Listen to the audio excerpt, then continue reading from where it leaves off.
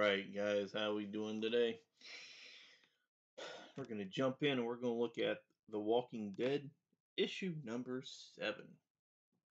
Again, we're going from Compendium 1, which is a pretty thick book. Compendium 1, Volume 2, issue number 7. There we go. We start with a flashback scene outside of Atlanta, where Lori is standing looking into the city that her parents are at. Shane comes up, tries to console her, tells her Carl's asleep. They've been on the road for 2 days. Okay, so we're starting to get a timeline on how long Rick was in the hospital for.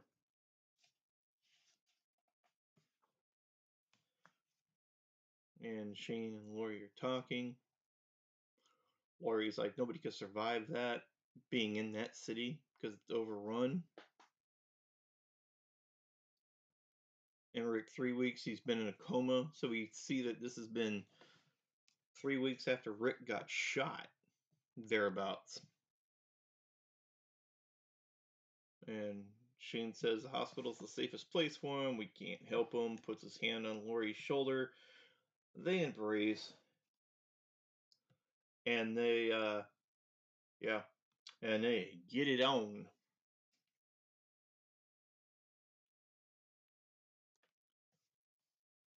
Flashback to the present. At Shane's grave. Lori's at Shane's grave. Rick says, alright then. Everybody starts to disperse except Lori's still standing at the grave. Lori actually spits on Shane's grave, calls him a son of a bitch, and everybody's sitting down, just reflecting on the events of the day, I guess you could say. Rick says he's probably my best friend, just thinking about Shane.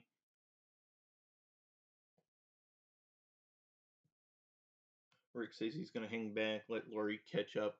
You don't want to leave too many people alone out there in the world, especially with dead things walking around that want to make you lunch.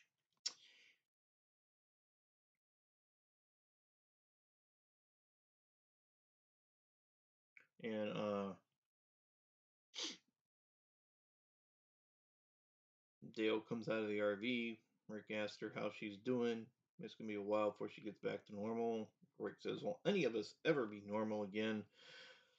I think Dale's kind of happy in a way that that Shane got shot in the neck by Carl.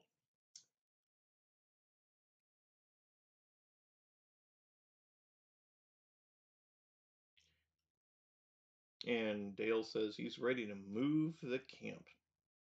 Rick says, okay, we're moving tomorrow. Dale lets it slip that Andrea's been tracking the days, and tomorrow is Christmas.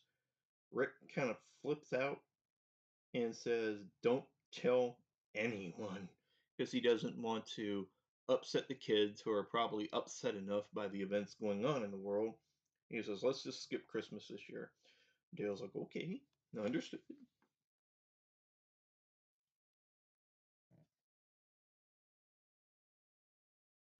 They Rick wakes Carl up, tells him that today's the big moving day. If he wants to talk about anything that happened, you can talk to him. Carl's like, uh-huh. They got everything packed up. The RV's all packed up. They got stuff on top of the RV. I don't know if I would have it stacked up like that or not. I would still have a platform where you can get up there and look or, shoot a defensive position. But anyway, that's just me. They just need to get gas from the cars into the RV, make sure that's all gassed up. Rick says, okay, let's take one more look around, make sure we didn't forget anything, and let's get the hell out of here. They're on the road. A little bit of a bumpy ride. I guess they're on back roads and stuff like that. And it starts to snow. Or no, it's been snowing, but snow's let up. All right, I apologize. And then Dale says, he's got to stop crapping on us sometime.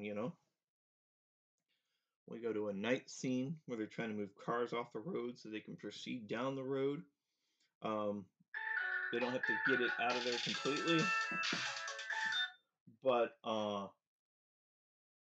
they just got to get it past a point. 1 second, guys.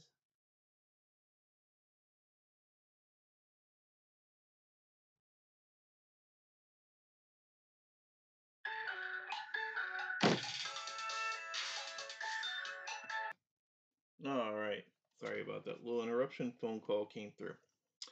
Anyway, so they're at night moving cars. They don't have to move them completely, just kind of out of the way so they can get past. All right.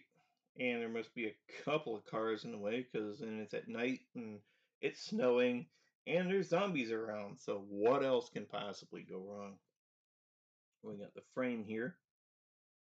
They think they're being attacked by walkers. Rick said, "Look around, see how many there are. We don't want to get surrounded." And it's not walkers, but it's actual other human beings.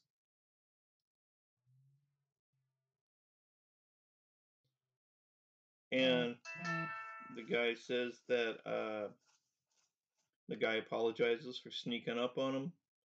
They were walking across the field when his daughter saw the headlights of the RV. Rick introduces himself, and this guy turns out to be Tyrese. And his daughter is Julie, and this other dude, Chris. He asks them if they have any food. They must be hungry, which makes sense. He explains that Julie and Chris are going dating.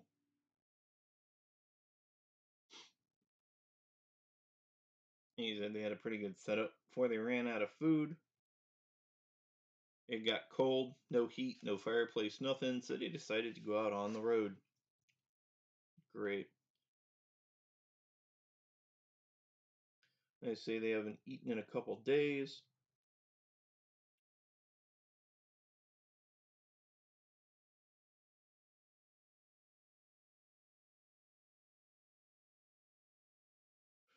Tyrese says they're just going to sleep in the car over there for the night, that the two people, Julie and Chris, aren't comfortable around strangers. Rick says, all right, well, we'll see you tomorrow then. Lori's kind of miffed that he invited a stranger to join him. And Rick says, oh, he's got kids with him. And Lori says, well, so do we. So the next day, Tyrese explains that, you can't be too careful. And a whole bunch of exchange goes on between Rick and Tyrese as they get to know each other. I guess Tyrese had to make a decision on whether he had to kill somebody because they tried to mess with Julie in a certain way. Don't want to use that word on YouTube. But, and Rick says, don't beat yourself up for it. They see a couple of roamers. They call them roamers at this point. And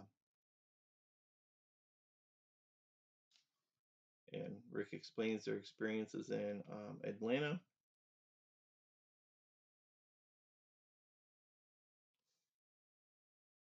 And Rick says, I got knacks in the RV. Guns are going to attract more of them. And Tyrese says, nope, this hammer works. Must be a cleric of some sort. Only uses blunt weapons. If you know, you know.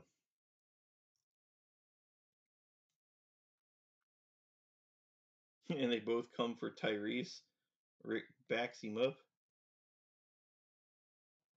Split, split. 2 headshots later, they're good to go.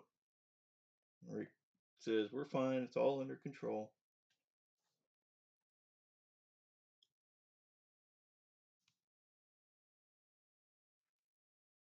And they're going to try to look for some houses or neighborhoods to hole up in for a while. They got more cars to move. Great. It's gonna be dark in a few hours, so they're just trying to get something done. All right, I guess Tyrese was a big muscle in moving the cars. And I guess Carol's looking at Tyrese in a certain kind of way.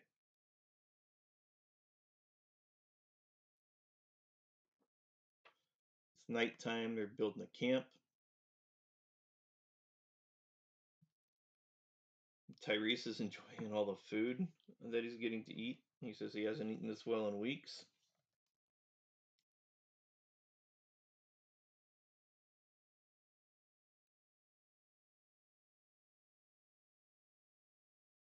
And Rick's talking about how great Glenn is.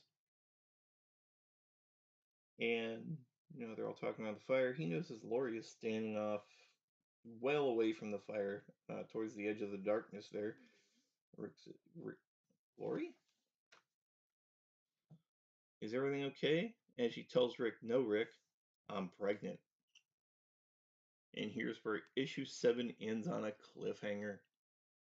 We'll be back for issue 8 later on. Thanks for viewing. Like the video. Subscribe to my channel for more content.